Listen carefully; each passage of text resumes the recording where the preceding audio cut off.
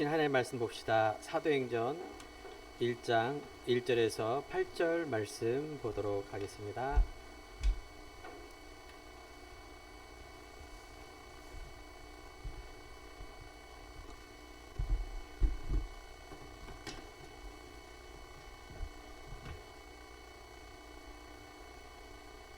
사도행전 1장 1절에서 8절 말씀 제가 봉독해 올리겠습니다. 데오빌로여, 내가 먼저 쓴 글에는 무릇 예수께서 행하시며 가르치시기를 시작하신부터 그가 택하신 사도들에게 성령으로 명하시고 승천하신 날까지 이를 기록하였노라. 그가 고난 받으신 후에 또한 그들에게 확실한 많은 증거로 친히 살아계심을 나타내사 40일 동안 그들에게 보이시며 하나님 나라의 일을 말씀하시느니라. 사도와 함께 모이사 그들에게 분부하여 이르시되 예루살렘을 떠나지 말고 내게서 들은 바 아버지께서 약속하신 것을 기다리라. 요한은 물로 세를 베풀었으나 너희는 몇 날이 못되어 성령으로 세를 받으리라 하셨느니라. 그들이 모였을 때 예수께 여짜오 이르되 주께서 이스라엘 나라를 회복하심이 이때이니까 하니 이르시되 때와 시기는 아버지께서 자기의 권한에 두셨으니 너희가 알 바 아니요 오직 성령이 너에게 임하시면 너희가 권능을 받고 예루살렘과 온 유대와 사마리아와 땅 끝까지 이르러 내 증인이 되리라 하시니라. 아멘. 자, 우리 옆에 성도가 인사합시다. 오직 성령의 증인이 됩시다.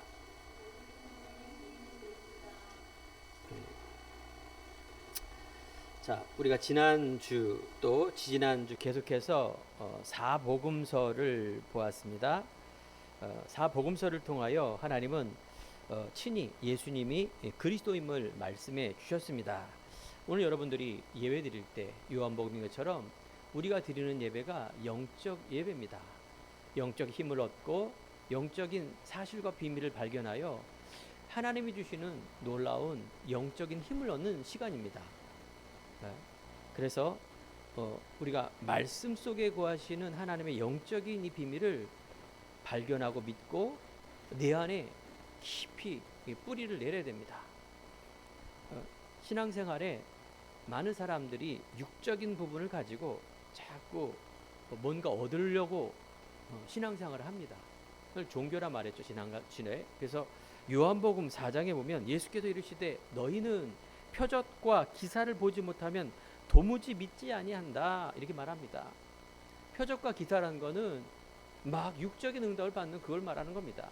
그걸 보고 도저히 믿지 않는다, 무슨 말일까요?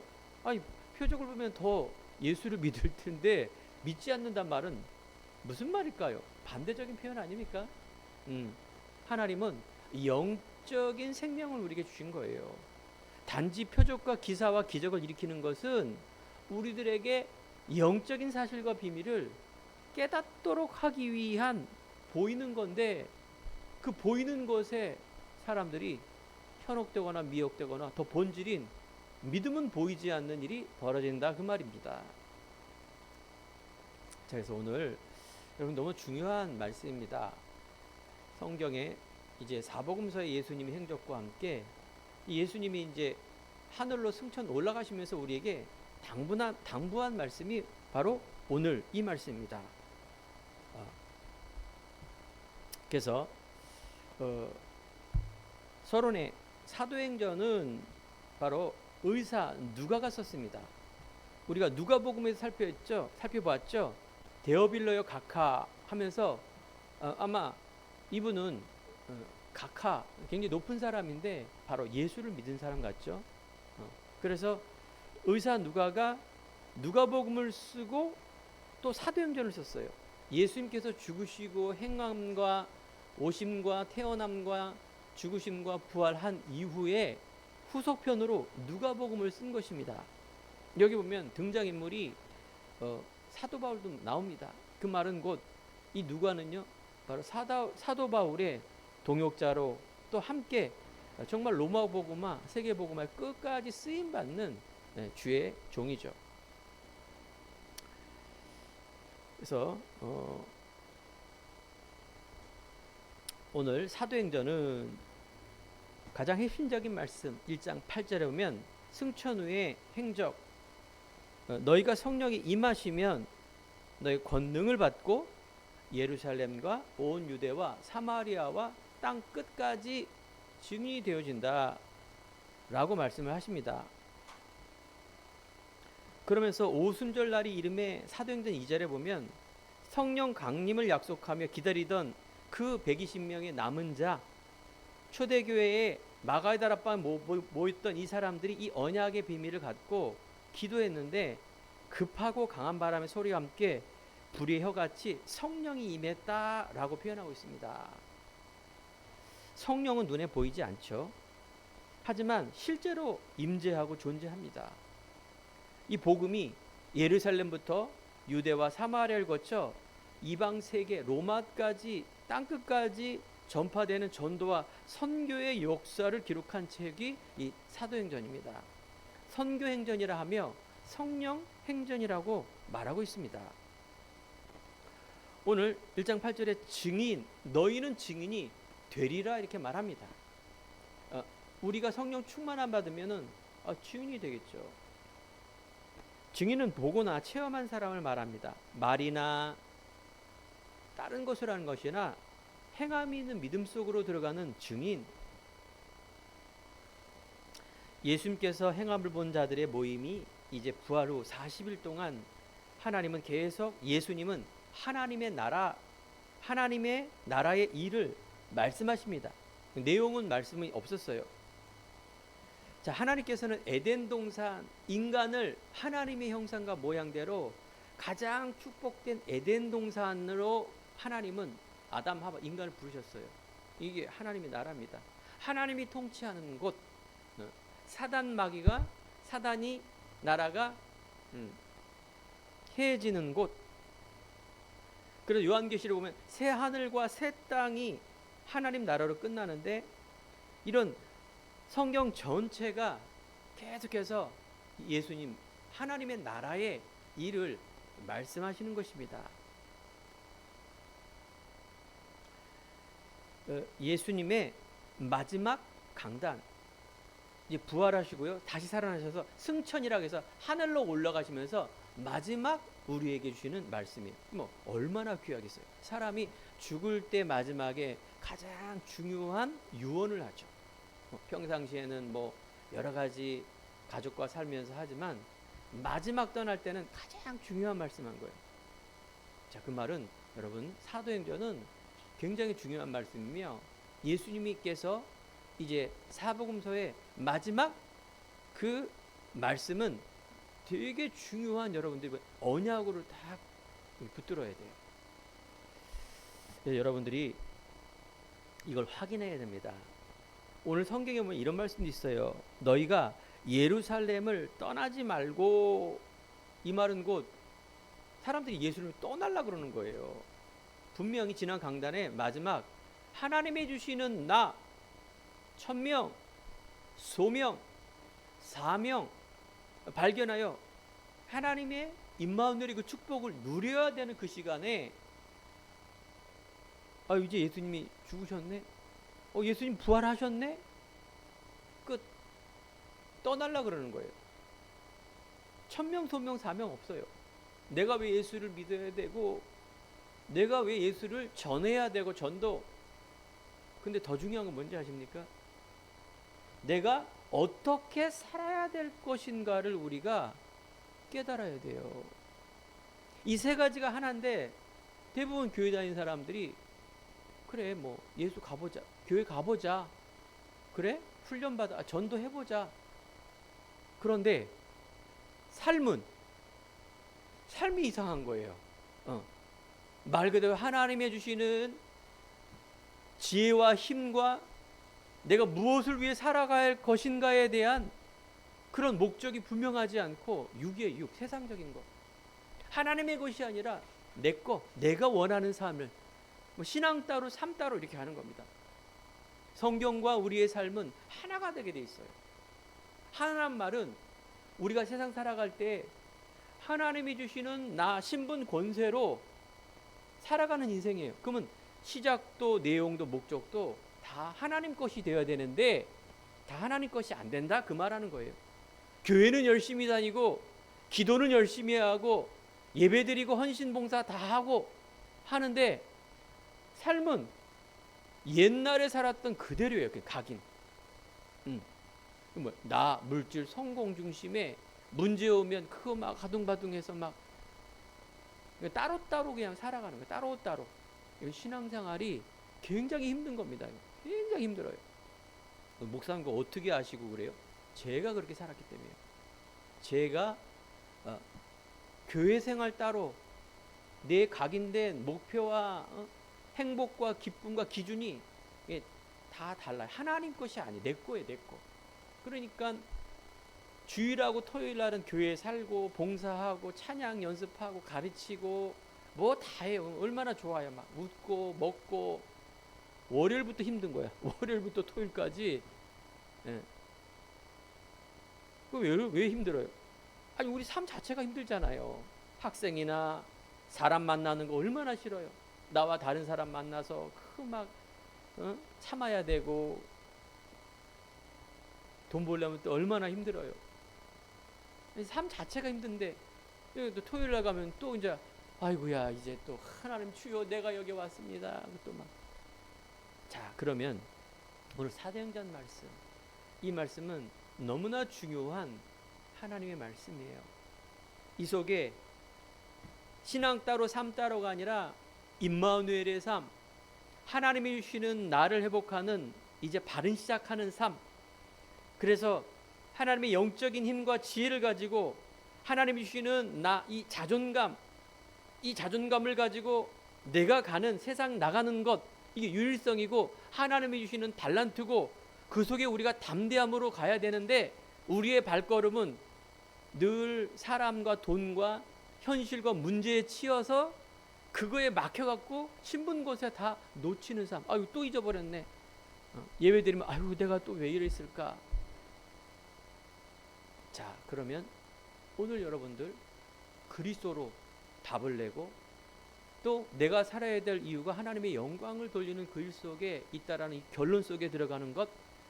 그래서 흔들리지 않는 이 믿음과 같은 반석과 같은 믿음 속에 내가 확신과 확증으로 가는 삶, 이게 하나님이 주시는 승리의 삶이라 말하고 있습니다. 예수님이 떠난 후에 남겨진 제자들은 연약하게 짝이 없습니다. 그 120명 오늘 보니까 예수와 여자와 그 어머니 마리아, 그러면서 모인 사람 120명이 다 그렇게 넉넉지 못하는 배경도 없고 연약하게 짝이 없는 사람. 하지만 남은 자, 즉 그 120명 마가의 다락방에서 모였던 사람은 하나님의 은혜가 있는 사람이에요. 그 120명이 하나님의 축복받은 사람입니다. 그 당시에 세계 인구가 몇 명인지 모르겠지만 하나님께서 성령이 역사하는 그곳은 120명이 예수님과 함께하고 그 언약 속에 있는 사람이에요. 예수님이 십자가형을 받은 죄인이고 사형받은 사람인데 그걸 공주하는 사람들의 모임이에요. 범죄 집단이 어떻게 보면은 여기에 모였는데 여기에 하나님이 성령이 역사해요. 사랑하는 성도 여러분, 영안이 열어지기 바랍니다. 오늘 행복한 교회에 왔기 때문에 여러분이 응답받는 것이 아니라 이 곳이 하나님의 이 근본과 본질을 회복하는 말씀이 선포되는 그곳이며 하나님의 찬양과 경배와 그래서 그 하나님을 찬양할 수밖에 없는, 경배할 수밖에 없는 그 자리가 이 자리입니다. 그러면 이걸 언약으로 여러분 잡으면 똑같이 불과 같은 바람과 같은 성령이 임하는 줄 믿습니다. 이를 위해서 하나님은요, 이 사도행전의 마가의 다락방에 역사했던 이 성령은 세상과, 알겠죠? 세상에 있는 지식과 세상에 있는 그런 배경과 의 속에 있는 또한 유대인의 율법의 벽을 넘어서는 새로운 시대를 여는 그 현장이 뭔가 사도행전입니다. 성령의 임재와 올바른 교회의 탄생이에요. 물론 구약 성경에서 교회는 안 보이는 거죠. 하나님의 언약의 백성들이 모이는 그 공회, 집단을 교회라 그러는 거예요. 말 그대로 120명이 그 모인 그 언약 잡은 곳이 이게 이제 새로운 신약 성경의 교회의 시작, 역사적인 순간이에요. 여기에 하나님은 올바른 시작, 새로운 시대를 열고, 그래 여러분 자신과 여러분 가문과 여러분 갖고 있는 업과 경제와 여러분 소망하고 있는 많은 것들, 아니 이것이 하나님이 원하는 겁니다. 여러분들 자신을 하나님이 회복하길 원하는 거예요. 여러분 가정 속에 사랑하는 가족들이 구원 얻기를 원하는 거예요.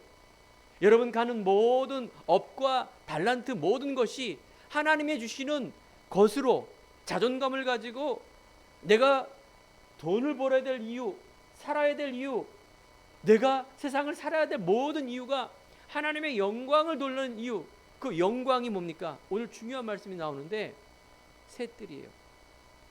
이 교회에 하나님이 원하는 뜰이란 말은 하나님이 원하는 내용이 없는 거예요. 그냥 율법과 고기 피배하면서 제사만 지내고 절기만 지내고 형식화된 그런 교회, 율법의 메인, 선민세상의 메인 유대인들, 우상숭배와 쾌락과 재앙 속에 있는 이방인들 다 재앙이에요. 여기에서 하나님은 어떤 시작과 내용을 우리에게 줄 것인가를 말씀 속에서 간단하게 했는데, 이게 참 사도행전 읽기가 굉장히 어렵습니다. 그래서 일반적으로 설교하거나 성도들이 성경 볼 때 사도행전은 거의 안 봐요. 어려워요. 이게 어려워. 이해는 하겠는데 나하고 무슨 상관이야. 교회 부흥하고 내가 지금 죽겠는데 지혜 있는 전도서나 시편 보고 그 다음에 어떤 말씀을 끄집어내서 그거 내 문제 해결하는, 대입시키는 이 말씀으로 가지, 그죠? 근데 하나님은 부활 승천 후에 가장 중요한 말씀이 사도행전에 감춰져 있습니다. 여러분 오늘 시간에 감춰진 비밀을 발견하는 시간 되기 바랍니다. 이 발견한 하나님의 성령의 역사가 나와 상관이 있어야 돼요. 그죠? 사복음서에 예수님이 그래 죽으셨다, 부활했다, 그래서 생명 얻었다, 그게 나하고 무슨 상관인데, 나는 지금에 있는 내 문제인데, 아니죠. 자, 그래서 오늘 이 시간에 다시 한번 여러분 자신 가문 관계된 모든 현장에 성령이 역사하는 시간, 하나님 나라 임하는 시간, 새로운 시대를 여는 바로 그 올바른 시작이 동일하게 믿는 순간 일어난다. 이걸 여러분들이 믿고 나가야 됩니다. 첫 번째, 하나님은 우리들에게 언약의 공동체의 시작,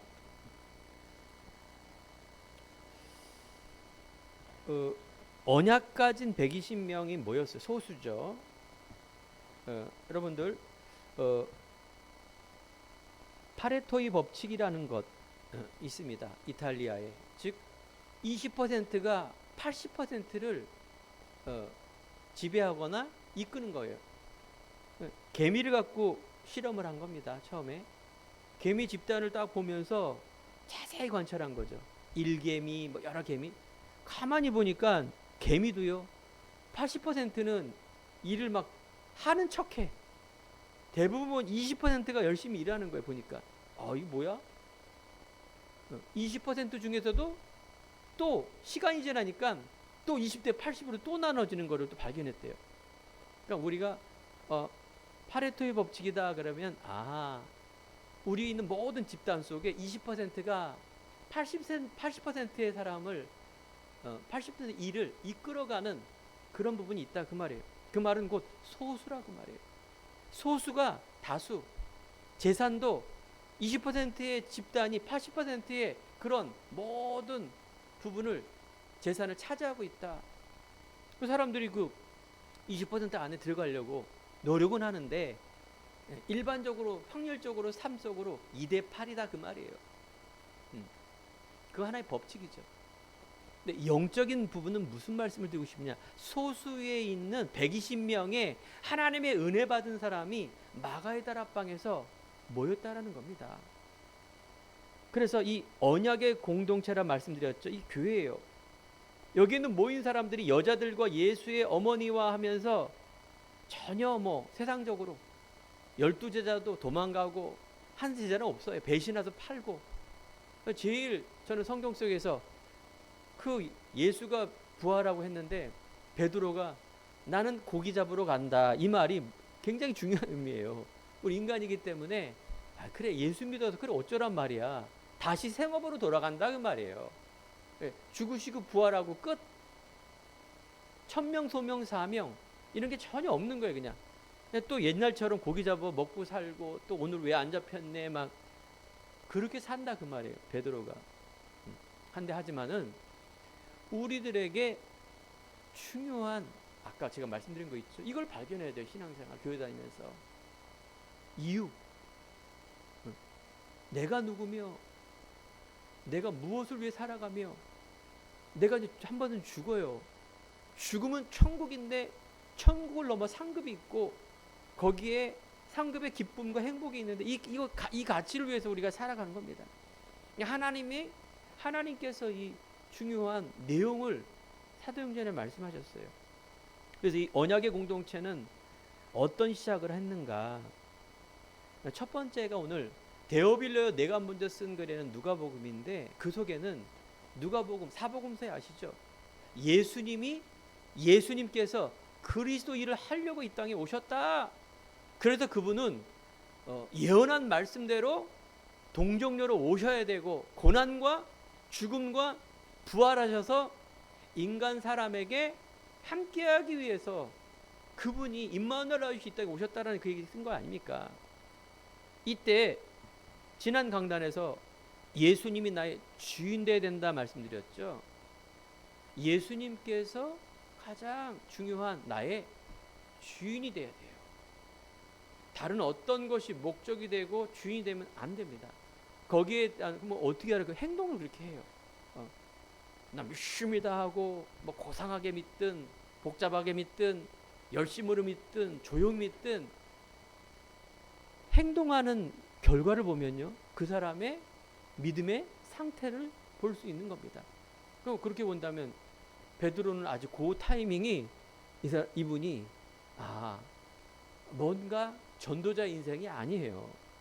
나는 수제자고 막 예수님 앞에 막 군인들이 왔을 때 칼을 탁 뽑아갖고 막 의협심을 발휘하며 다른 사람은 다 주를 부인할전 나는 부인하지 않겠나이다, 그 소리는 하지 말지. 예수님 말합니다. 네가 닭이 울기 전 3번 나를 부인하리라. 에이? 찔렸겠지. 사람들이 그래요. 겉보기에는 다 뭐 그럴듯하고, 그래서 사람들이 사기꾼에 다 속는 겁니다. 그 프레임이라 그래요. 그런 사람들 보면 되게 잘해주고 편해요. 얼마나 또 나를 도와주는지. 그런 사람이 사기꾼이라니까요. 물론 아닌 사람도 있어요. 조심하라 그 말이에요. 또 하나는 뭐예요? 믿는 분은 그리스도밖에 없어요. 그 자체를 가지고 막 좋아하고 나를 칭찬해주면 너무 막 내가 막 하늘로 올라가는 것 같고, 아니라니까요. 그 자체가 하나님께 영광, 하나님 주인 아니에요. 예수 그리스도가 나의 모든 것이면 바울처럼 모든 것을 배설물처럼 여깁니다. 오히려 더 그런 바울은 너무나 많은 학식과 배경을 다 가진 사람인데 그 반대로 못 배우고 못 맺고 못 먹고 돈 없고 이런 사람들은 또 그 상처 속에 있는 그것 때문에 더 또 막 같은 수준이라 그 말이에요. 우리의 있는 것도 배설물, 내게 있는 상처도 배설물로 안 되면 있는 놈이나 없는 그 궁핍이나 똑같은 수준이에요. 자꾸 있는 거 가지고 왜 이렇게 교만해, 저 사람 욕하지 마세요. 없는 상처를 가지고 거기에 벌벌 떨고 거기에 위세를 벌이는 그 자체도 같은 수준인데 사람들이 그걸 못 봐요. 꼭 그렇게 막 약강만 나쁜 놈이고 자기는 약하기 때문에 좋은 줄 알아요. 아니에요. 여러분 빨리 뭐요? 하나님 주시는 나. 저는요 한평생 사역이 그겁니다. 인도나 한국이나 인도네시아나 누구나 다 하나님이 주시는 나, 이걸 회복해야 돼요. 이거 회복하지 않으면 막판에 가서 다 넘어져요. 하나님이 끝까지 쓰임받지 못하는 사람으로 간다니까요. 그럼 얼마나 억울합니까? 오늘 이 시간에 언약 가진 한 사람이 갖고 있는 영적 상태는 바로 세상이 나의 주인이 아니다.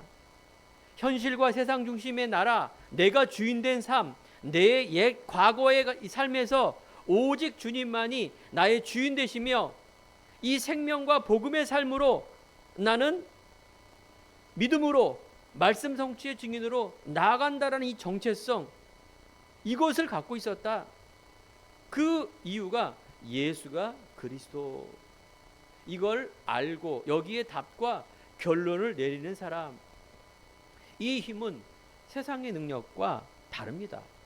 그래서 예수가 그리스도 하나님 나라, 오늘 사도행전 8장에 보면 오직 성령이 너에게 임하시면 너희가 권능을 받고 라고 말합니다.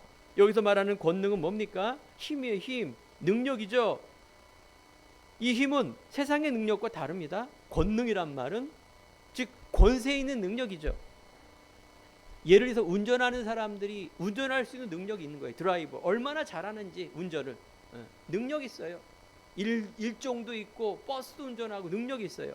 그런데 이 어마어마한 운전 경력인 사람도 길거리에 교통경찰이 있다. 벌벌 떨어요.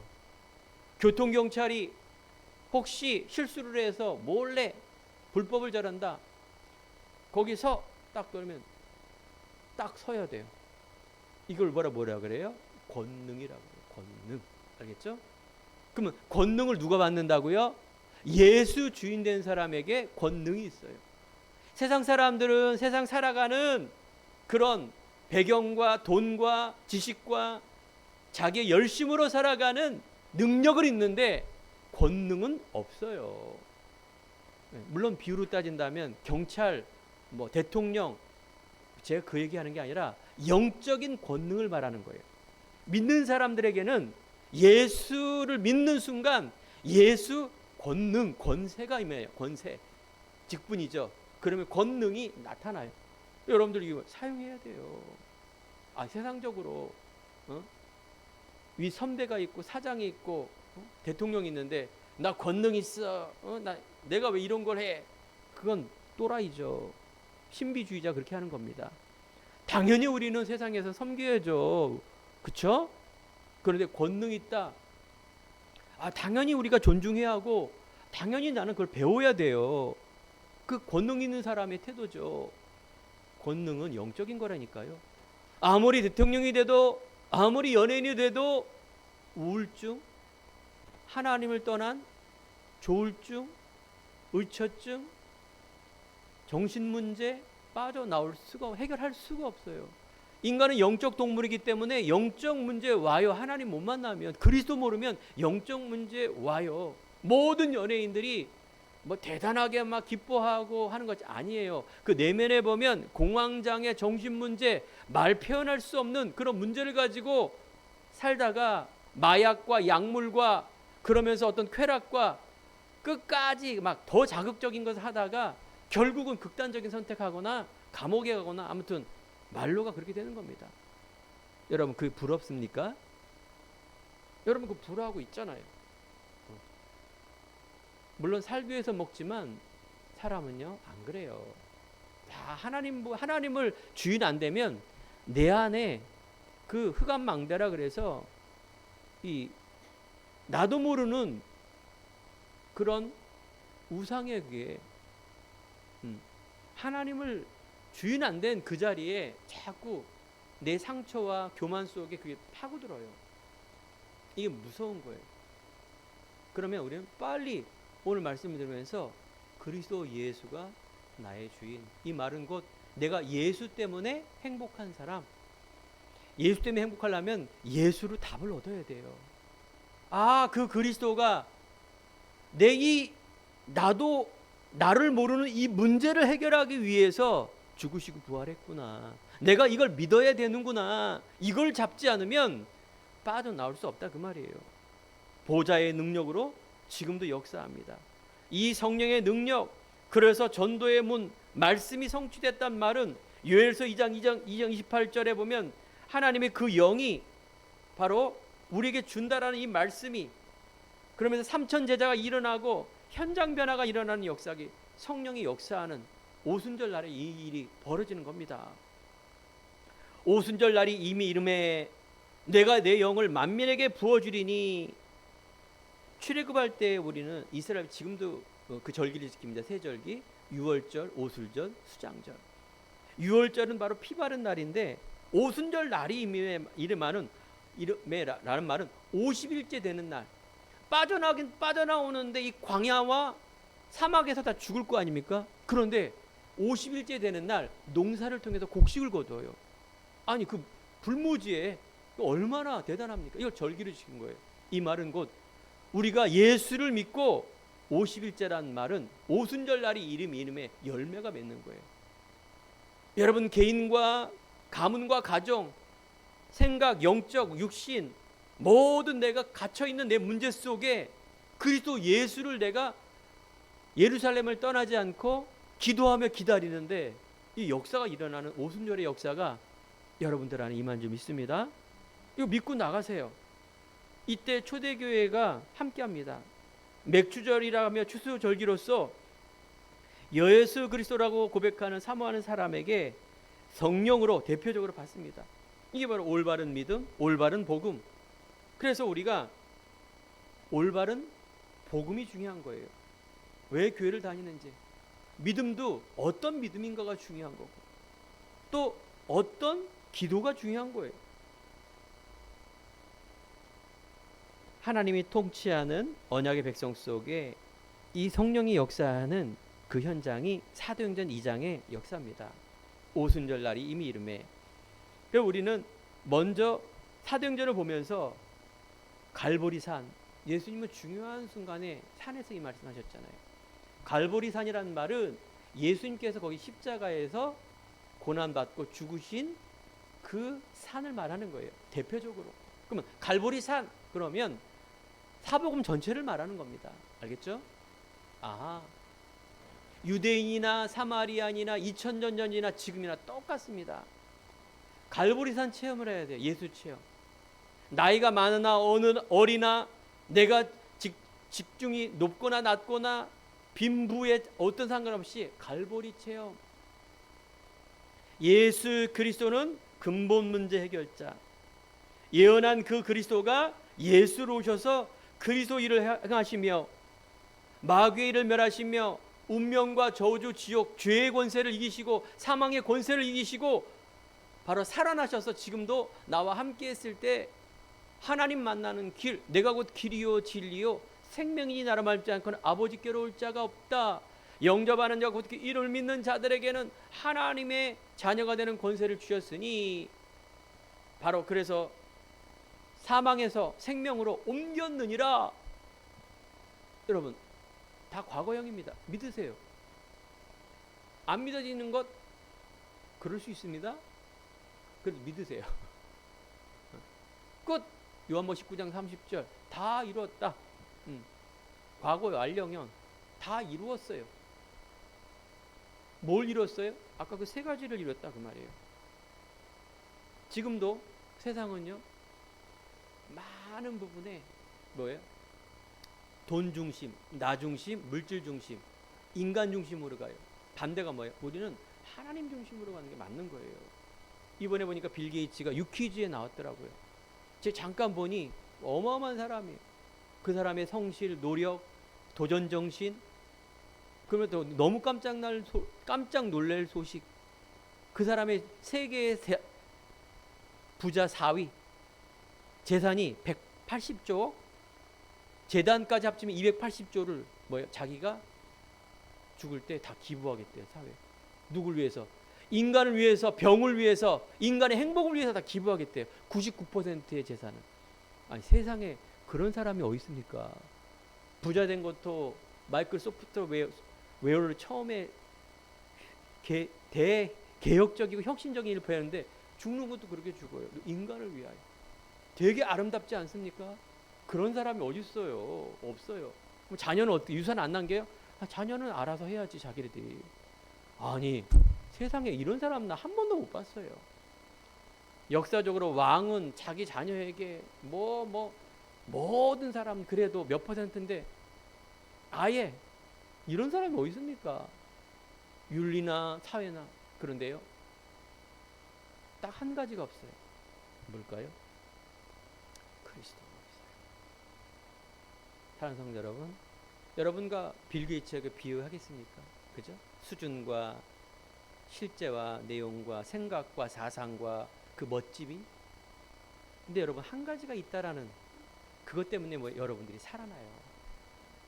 있기 때문에 그래 만족해라 이 말이 아니라 그 한 가지 때문에 하나님이 여러분들에게 성령으로 역사하는 그 시작이 된다 그 말이에요. 감람산의 하나님의 나라의 체험. 그래서 하나님 나라의 일을 설명하는 감람산의 언약. 이걸 체험해야 돼요. 마가의 다락방. 그래서 오늘 마가의 다락방에 모여서 이 약속을 잡고 기도했는데 하나님이 증인이 되어진 역사. 사도행 2장 42절에 보면 그들의 사도의 가르침을 받아 서로 교제하며 떡을 떼며 오로지 기도에 힘쓰더라. 사도의 가르침을 받아 서로 교제하고 떡을 떼며. 어느 현장입니까?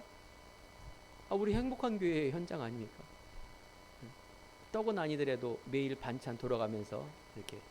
오늘은 다음 주는 누구예요? 떡을 떼며 포럼하며 그러면서 우리가 그리스도로 행복한 기쁨을 나누며 새 뜰을 위하여 지옥으로 가고 있는 그 목표를 위해 달려가는 그곳, 그 상태, 그 마음.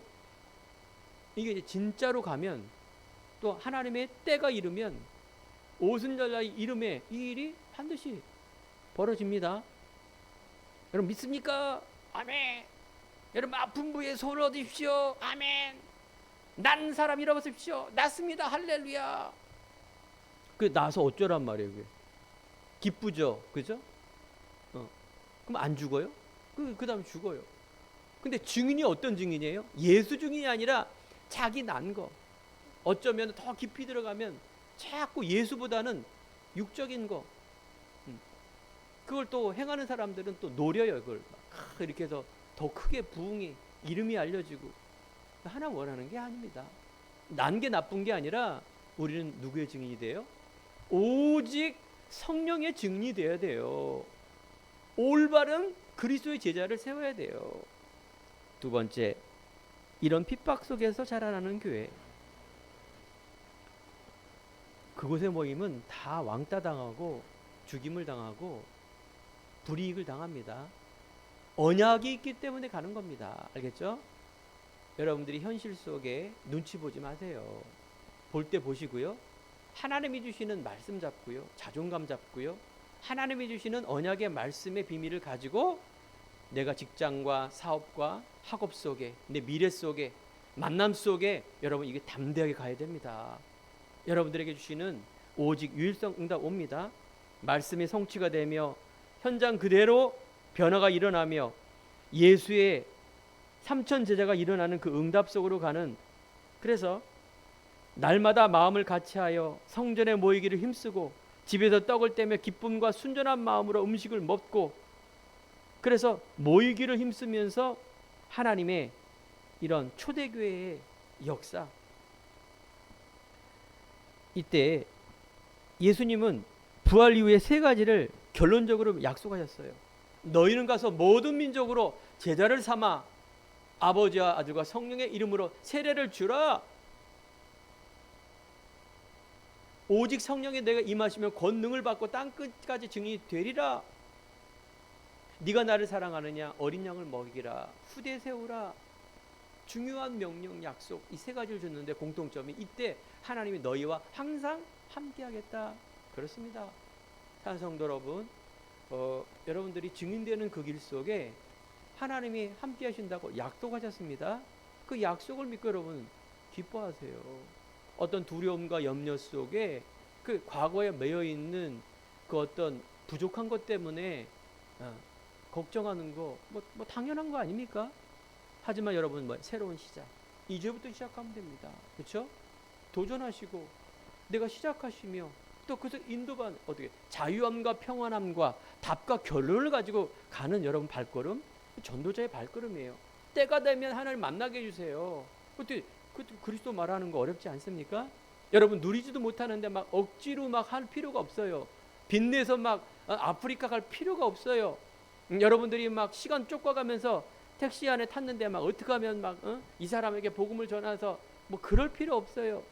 여러분들 안에 있는 먼저 이 누림을 통하여 자연스럽게 전달이 될 수 있도록 그 믿음과 확신을 가지면 또 담대해져요. 베드로처럼. 오늘 베드로를 보니까 성전 미문에 있는 안전뱅이가 구걸하 있는 모습을 봅니다. 이때 안전뱅이가 무엇을 줄까, 빵이 있을까 보고 있는데 이때 베드로가 말합니다. 은과 금은 내게 없거니와 내게 있는 것으로 내게 준다라고 말하면서 그 안전뱅이를 일으킵니다. 그 안전뱅이에 있는 문제는 보이는 육적인 빵이 아니라 바로 일어나는 문제란 말은 예수를 보고 기뻐하며 그 안전뱅이가 그 모습을 보기 원하는 겁니다. 많은 사람들에게 은과 금도 주겠죠. 하지만 베드로에게 없어요. 내게 있는 그것, 뭘 얘기합니까? 베드로가 변한 거예요. 아까 마가의 다락방부터 갈보리 산 이 체험을 하고 나니까 눈에 보이지 않잖아요. 하지만 변한 거 확실히 보잖아요. 그 배신한 베드로, 찌질이 베드로가 사내들이 공회라 그래서 거기는 뭐 어마어마한 율법학자라든가 지식인들이 있는데 그 무식한 베드로가 담대하게 예수를 전하는 겁니다. 다른 이름으로서는 구원할 이름을 주지 않았지 않느냐. 성경 구약 속에 있는 그 예수가 이 예수 아니냐. 증거를 보라. 안전뱅이가 일어나는 증거를 보라. 이것 때문에 유대인들이 열받는 거예요. 안전뱅이가 일어나는 것 때문에 열받는 거예요. 계속해서 핍박, 계속해서 뭡니까? 방해. 하지만 여러분들 여기에 흔들리지 마세요. 이런 믿음, 수가성에 예수님이 여인 이 물을 마시는 자는 다시 목마른다. 하지만 내가 주는 물은 그 속에서 영생하도록 솟아나는 샘물이 되리라. 이걸 여러분들이 자꾸 발견해야 돼요. 이게 귀한 거구나. 이 복음이 멋진 거구나. 이 복음이 아름다운 것이구나. 이 복음 전하는 일이 가장 귀한 일이구나. 웃으면서 전할 수 있잖아요. 때를 보면서 간접적으로 전할 수 있잖아요. 은과 금 필요한 걸 주면서 내 본질은 이 사람에게 복음 전하기 위해서 꼬실 수도 있잖아요. 왜? 이 생명이 너무 소중하기 때문에.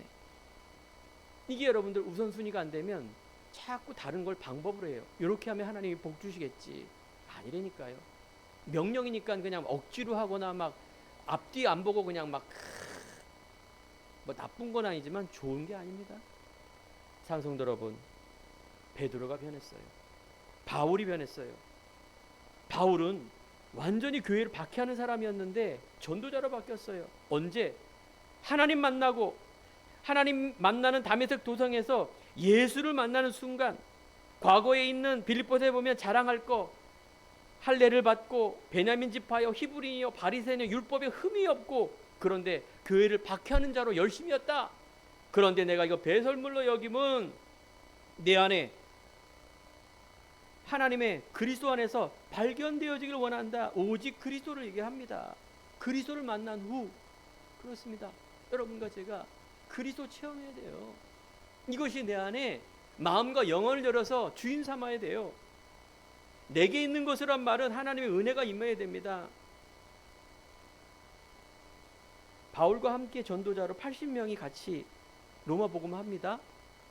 바울과 베드로는 전도자고 어떻게 보면 목사 비슷한 분이에요. 여러분들은 평신도 아닙니까? 이 일에 합해서 같이 이 일에 동역이란 말은 함께하는 자예요. 뭐 하나 도와준다 이런 말이 아니라 영적 상태가 똑같았다 그 말이죠. 그래야 동역할 수 있습니다. 그래서 하나님께서 이유를 발견하는 이 변화, 핍박 속에서 오히려 더 자라나는 교회. 그래서 오늘 스데반의 환난으로 인하여 세 번째입니다. 여러분들이 오직 성령의 증인으로 갈 땐 반드시 환난과 문제가 가로막습니다. 꼭 복음 전할 때만 그렇습니까? 아니죠. 세상적으로 보면 얼마나 힘든 일이 많고 문제 많습니까? 핍박, 환난, 어려움. 하지만 복음 전하는 일에 예수 말한다고 자꾸 환난이 일어납니다. 스데반의 환란, 지도자 환란, 이 일로 예수를 전하니 유대인들이 죽이려 하지 않습니까? 격분해서 이 스데반을 죽입니다. 예수를 메시아로 영접한다. 반역행위입니다. 이때 성경에 보니 스데반의 환란으로 말미암아 흩어진 자들이 베네게와 구브로와 안디옥까지 이르러 유대인에게만 말씀을 전하는데 그 중에 구브로와 구레네 몇 사람이 안디옥에 이르러 헬라인에게도 말하여 주 예수를 전파하니 주의 손이 그들과 함께 하시네 수많은 사람들이 믿고 주께 돌아오더라. 사도행전에 너무나 중요한 성령의 역사의 전도와 선교의 행전 속에 핍박과 환란 속에 유대인만 복음을 전하는데 오늘 내가 보니까 안디옥 이방인에게 전하는 일, 그게 어떻게 해요? 스데반의 환란으로 인하여 문제를 통하여 하나님께서 이방 선교, 하나님의 원하는 그 선교가 이루어지는 역사. 그렇습니다. 구브로, 구레네 이런 많은 단어들은 지역이죠. 지중해 설무로, 북아프리카로. 안디옥이라는 곳은 상업도시, 이교도들 성적 타락, 우상 숭배한 그곳입니다. 이곳에 하나님의 말씀이 들어가는 그 현장, 하나님의 놀라운 그런 이방인의 문이 열어지는 축복. 여기에 하나님이 뭐예요? 바나바와 바울을 보냅니다. 유대인으로서 느기레인 시므온, 흑인, 구레네 사람, 북아프리카인, 분봉왕 헤롯 전통생 만화인과 함께 사도행전의 13장 안디옥에 함께하는 이 선교에 동역하는, 그러면서 사울은 정통 유대인 바리새인 아닙니까? 분봉왕 헤롯 전통생 만화이라는 건 귀족이라는 얘기 아닙니까? 아빠 열거한 모든 사람들은 하나 될 수 없는 배경을 갖고 있는 사람이에요. 근데 이 복음 때문에, 선교 때문에 하나 됐어요. 안디옥 교회. 이제 예루살렘 교회, 즉 초대교회가 문을 닫고, 문을 닫는 게 아니죠. 안디옥의 교회, 이방인 선교의 문이 열어지는 그곳, 지금도요 하나님은 원하는 곳, 셋들입니다. 교회 치유받고 후대의 뜰, 이방인의 뜰, 이걸 해야 될 유대인들이 형식만 있는 거예요. 양 잡고 형식만 있는 거예요. 그러니까 이들을 향해서 예수님은 독사의 자식이라 말하지 않습니까? 1차 3자 영역 때 로마로 압송됩니다. 바울이 체포가 됩니다. 바울이 신문했는데 죄가 없어요. 바울의 제목은 위험한 사상 반역자입니다. 로마 제국을 반역하는 거예요. 유대인은 천천지 원수입니다. 바울이.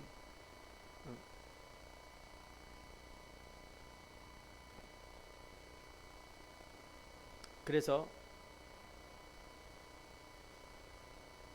유대 사상과 또 이 바울을 통하여 계속해서 감옥에, 즉 고소를 하고, 신문을 해도 죄가 없으니까 어떡합니까? 근데 보니까 로마 제국을 반역하는 반역자다. 이스라엘의 왕을 얘기하고 주를 얘기하는 거 보니 이건 뭔가 있다. 그래서 끝까지 뭡니까? 감옥에 들어가서 상고하다가 어디까지 가요? 로마까지 가는 겁니다. 이때 로마 감옥에서 편지를 쓰지 않습니까? 풀려났다, 감옥에 들어갔다, 죄가 없으니까. 그 마지막에는 이제 로마 최고의 법정 아그리빠 왕에 서는 것입니다. 바울은 로마 시민권이 있기 때문에 그게 가능한 거예요. 맨 마지막에 거기 가서 상고를 하는 겁니다. 이것이 이제 로마서 사도행전 마지막 이야기입니다. 바로 배를 타고 항해하는 중 배에서 유라굴라라는 광풍이 일어난 거예요. 여러 날 동안 별도 보이지 않았다, 구원의 여망이 없어졌다라고 하는 풍랑 맞는 그 법정에, 그 뱃속에 바울은 말합니다. 나는 로마도 봐야 되라. 분명히 이 배는 여러분 죽지 않는다고 말합니다. 이때 예수님 말합니다. 바울아 두려워 말라. 내가 가이사 앞에 서겠고 또 하나님께서 너와 함께 항해하는 달을 다 내게 주셨다 하였으니, 하나님은요 바울에게 총독과 왕 앞에 복음을 변호하며 오히려 로마 복음을 전하는 기회가 되었고, 그래서 하나님은 로마 복음화의 중요한 응답.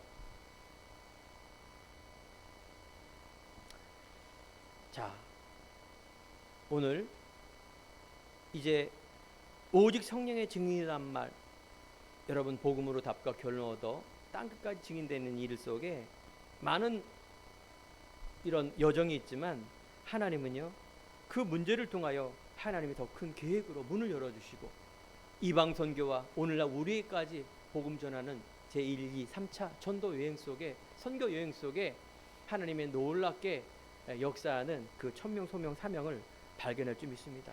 결론입니다. 여러분, 복음은 모든 민족, 모든 언어, 문화를 넘어 모든 사람을 살리는 하나님의 말씀의 역사다라는 것. 여러분, 이것이 나의 상태와 나의 삶에 관계가 있어야 됩니다. 복음으로 여러분들이 다시 한번 사도행전적인 체험. 그래서 우리가 교회는 말씀과 기도, 전도, 언약의 공동체이며 믿음의 공동체인 하나가 된다라는 것. 이제 우리는 여러분과 제가 사도행전 29장의 응답 누리는 주역 속으로, 그래서 새 뜰을 회복하고 응답하는 주역 속으로 나아가는 우리 성도님 되기를 간절히 축원드립니다. 기도하겠습니다. 하나님 감사합니다. 오늘 사도행전의 말씀을 통하여 우리 성도들에게 새 뜰의 주역으로 마가 다락방, 감남산, 갈보리산의 중요한 응답의 체험들이 우리 성도님들 마음속에 누려져 증인으로 설 수 있는 귀한 은혜를 이 시간 허락하여 주옵소서. 감사드리며 예수님 이름으로 기도드립니다. 아멘.